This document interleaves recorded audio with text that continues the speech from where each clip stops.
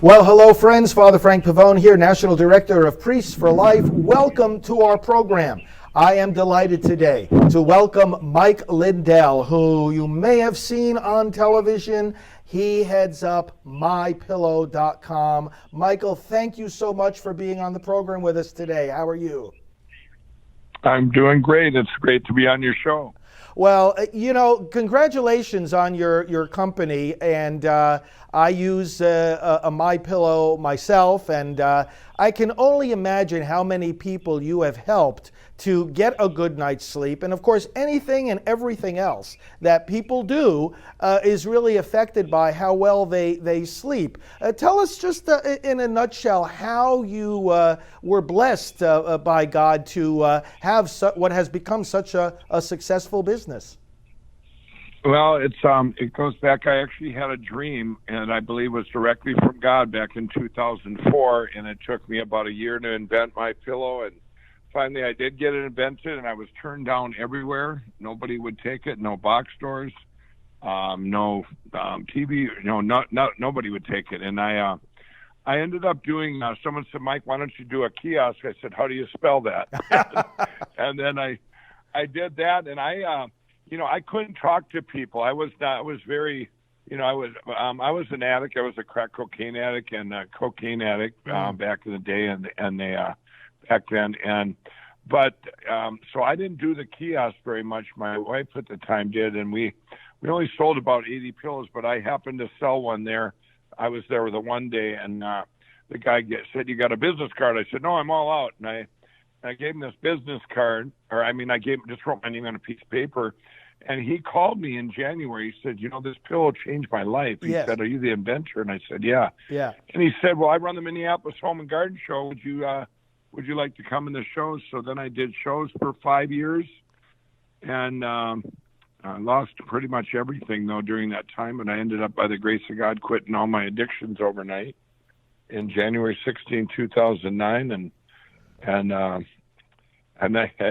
it's been quite a journey. I ended up doing, I said, well, if nobody will take us, we'll do an infomercial. And we did it with a real audience and a friend of mine. And I was told it could never work. You have to get an actor and someone that's been on TV. And the night before, the producers, he texted the other guy when we were doing our reads. He said, "This guy's the worst guy I've ever seen.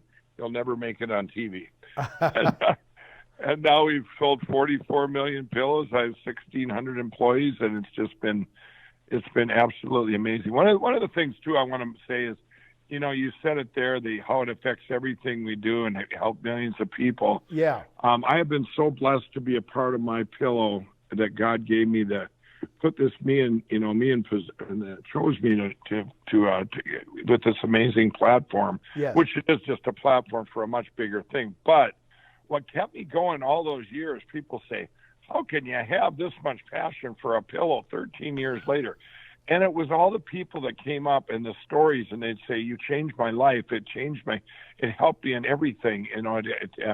Because sleep affects everything we do, quality Yes. sleep. And that was so rewarding to me. Yes. I was never about the money. I was about helping people, and it felt so good every time. It does feel good, and you are helping a lot of people. And of course, God helped you, as you mentioned, Mike, coming out of various addictions. And tell us a little bit about that, how he rescued you. And I understand that you're also involved in helping a lot of people through various recovery programs.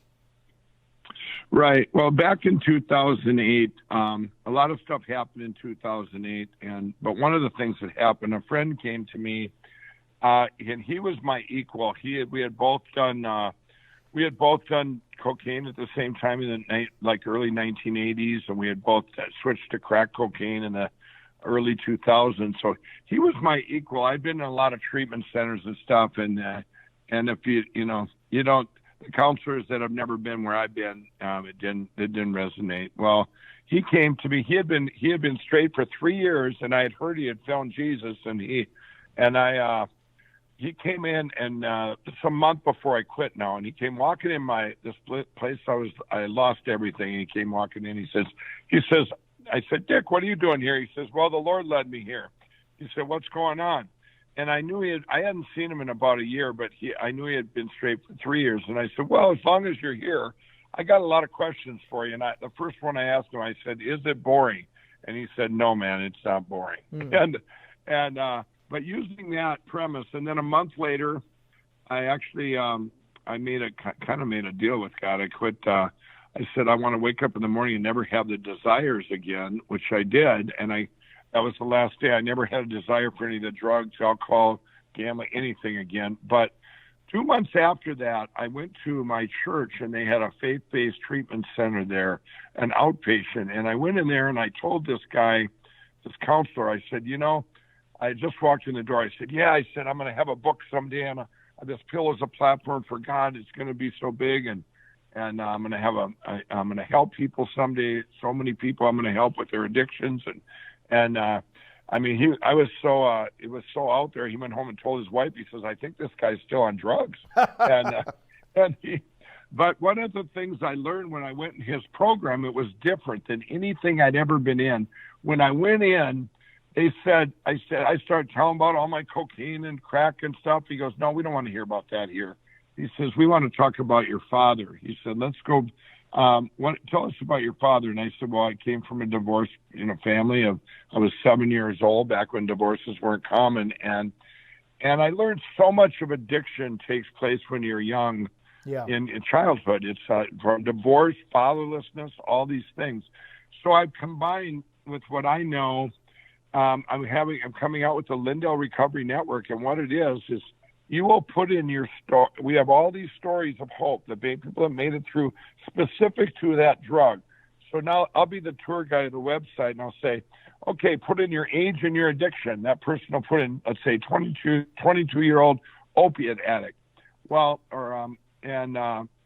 now all these stories of 22-year-old opiate addicts will come down that made it through. Yes. And he might not be able to relate to a 50-year-old meth addict. So you got that common denominator there. Then you got the trust. The addict trusts me. They trust these stories. And I say, hey, you guys, now go over here.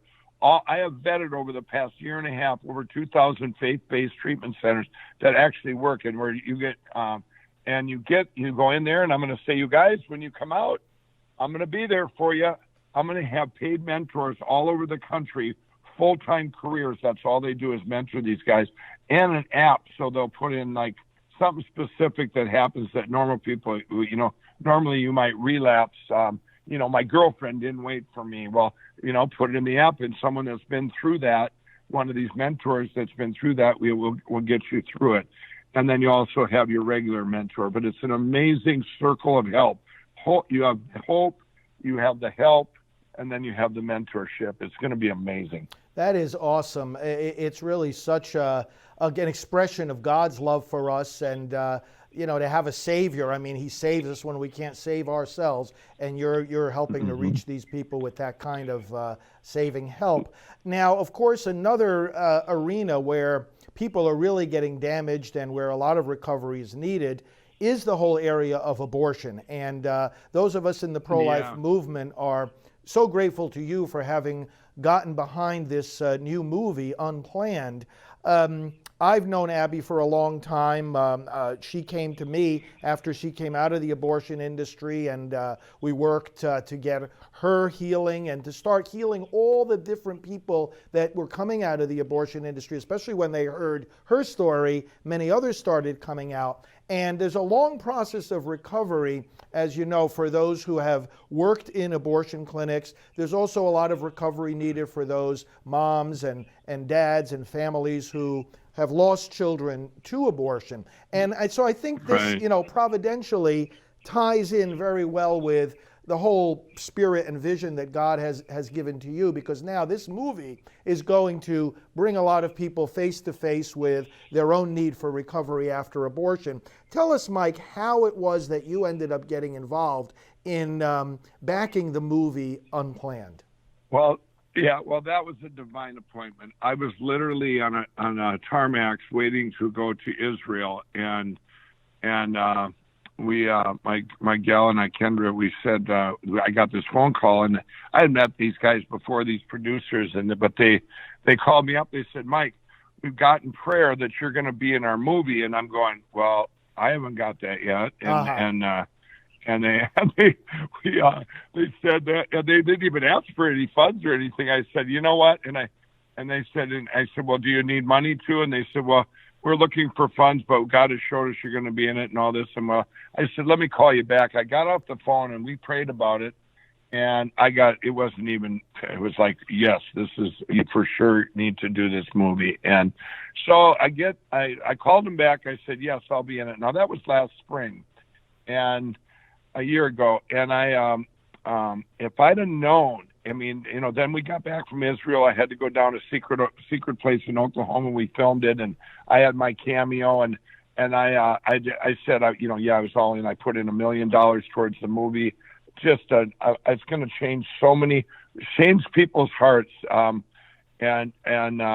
get rid of this horrific thing that's going on with abortion. But if I'd have known, if anybody doesn't think this was God's timing, I got in that movie then, and now. Look, it launches here March 29th. I'm going to the premiere this weekend, and I'm telling you, look what's going on in our country with New York and Virginia, and where they're ripping babies from in pieces from even when they're born. Now it's not even the unborn; it's the born. Right. I mean, it's just like you couldn't ask for it. God's timing is always the most amazing, and this is really going to get the message to our country, to the people of what's going on. And, how can you, I seen it before, some gal said, how can you have people saving minnows in California and killing babies in New York? Right. Yeah, it is. It is amazing. I've always said over the years, America will not reject abortion until America sees abortion. And one of the most powerful dimensions of this movie, Unplanned, as you well know, is that it shows an abortion. It shows how that baby in the womb is trying to resist that suction tube and then gets sucked down the tube. And I have seen over the years how people just change in an instant when they actually see with their eyes. It cuts beyond the rhetoric, the concepts, the arguments, the philosophy, and it goes right to the heart of what is an abortion. And in this film that you have supported and so strongly, and that you even appear in at a certain point, people are going to see abortion, and I know that many are going to reject it. Do you want to tell our viewers the scene that you are actually in the movie? Because it's a it's a kind of a triumphant moment, isn't it? Yeah, it's this is part of that true story too, where Abby actually was her clinic she worked at. They actually end up taking down that clinic, and I actually run the bulldozer. And they were going to bring in a stunt man. Let's get this clear. And I said, absolutely not. I said, so I do it myself. I do the scene myself.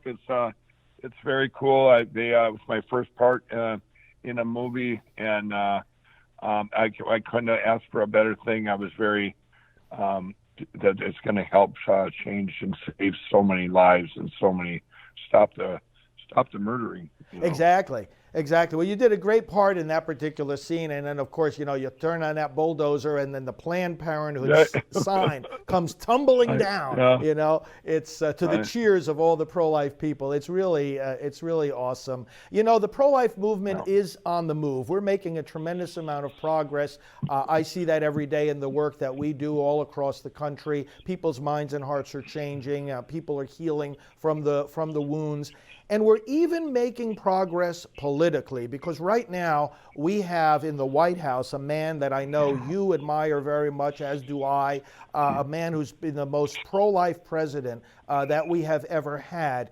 Mike, can you tell us a little bit about your own interactions with President Donald Trump?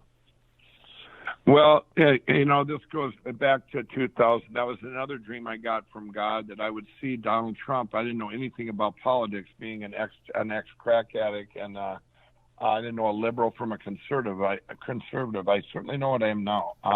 But in the summer of 2015, I had a dream that he was that I would be in a room with him, and then he announced his running for president, and And this just came all the way up to all these divine appointments. I can't even say all of them. It was just goes on and on. I have a book coming out, but I was picked out of 12 people to pray with Ben Carson in a room when he was still in the running. But anyway, that all came to fruition one day, and where Donald Trump did reach out to me and said, Mike, this is Donald Trump. Would you meet me in New York City in Trump Tower? And we ended up in that meeting August 15, 2016. I walked in there, it was just him and I. The first thing he asked me, he says, Mike, you always wear your cross. Are you a Christian? And I said, yes, Mr. Trump, and this is a divine appointment. And we talked about the inner cities. We talked about God. We talked about all these things, and all these things he said he was going to do. And I go, wow, this is the most common sense president I've ever seen. He's going to be the greatest president in history. But I did one thing I want listeners to know. I went out and talked to his employees, and every one of them was like talking to one of mine. And I'm telling you, you can tell a lot about the man if you talk to the people that work for him. Yes. And he has been everything we talked about. He's the greatest, most pragmatic, common sense president. And I'll tell you, people ask me all the time, is he really like that? I'm going, well, look at all the stuff that's gotten done in spite of all the attacks. That's right. And to have someone, we are so blessed to have a president that went over to Israel and went to the Western Wall and prayed for wisdom and discernment from God. Yes. I mean, come on. This is, and then to have a pro-life president, and he is, I became friends with him. He is everything. He's like the most down-to-earth, good person. I mean, it's just, and he just keeps in luck. God chose him for such a time as this because he can take it. He can take all these attacks. It's amazing that he can take all these attacks and still he is so protected. I believe God, people that pray for him, people come up to me all the time and they say, Mike, thanks for backing our president. Tell him we're praying for him. I think he has so many people that pray for him for his strength and boy, it works. The guy works 21 hours a day, it seems like. It does, doesn't it? And I know one of the pastors that ministers to him told me that he never met someone more open to the ways of God and learning more about the Word of God and following the Holy Spirit than President Trump has been doing. So it's really, it's for a time like this when our nation is facing so many threats, not the least of which is this culture of killing babies, as you said, not only in the womb, but even now outside the womb. It's astonishing.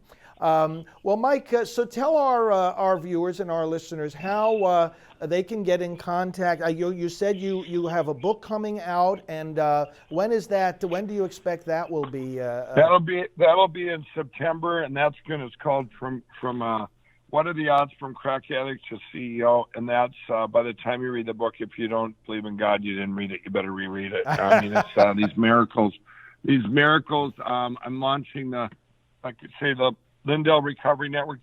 You can always just put in my name and go to my website, michaeljlindell.com, and that's going to have all the information there of all the different sites.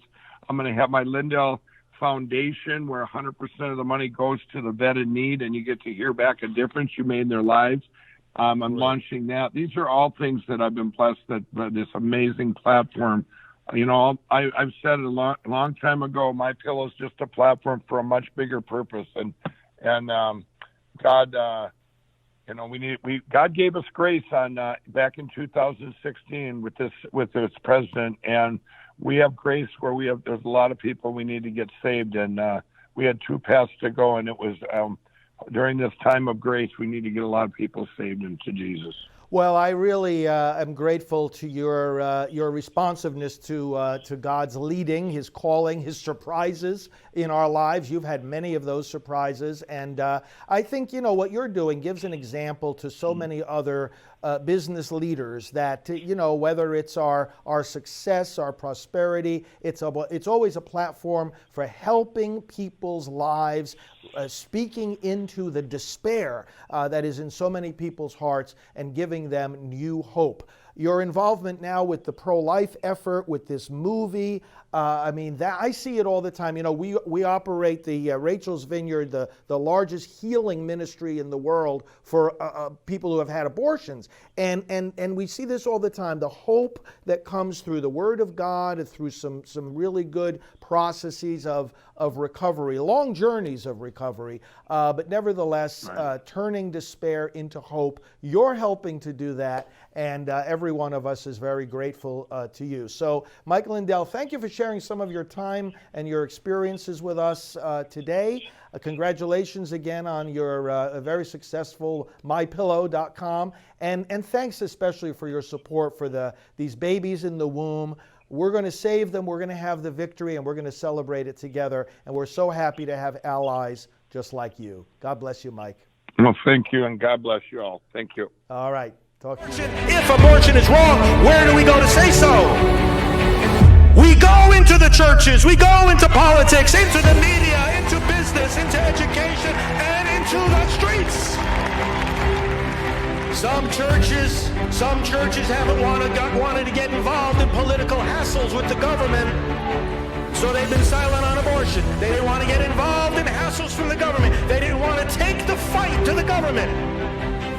So now with the HHS mandate, the government took the fight to them. And when it comes to that mandate, we've got a simple message. We will obey God rather than men. As Alveda can tell us, her uncle said one day to the civil rights movement, we've got a lot of obstacles in our way, but we're not going to let anything turn us around. We're not going to let no dogs turn us around, no water hoses turn us around, no police clubs or jail sentences, and we're not going to let any injunctions turn us around. And so today I say to you, in the pro-life movement, no Planned Parenthood is going to turn us around. No biased media is going to turn us around. No HHS mandate is going to turn us around. No Obama administration is going to turn us around.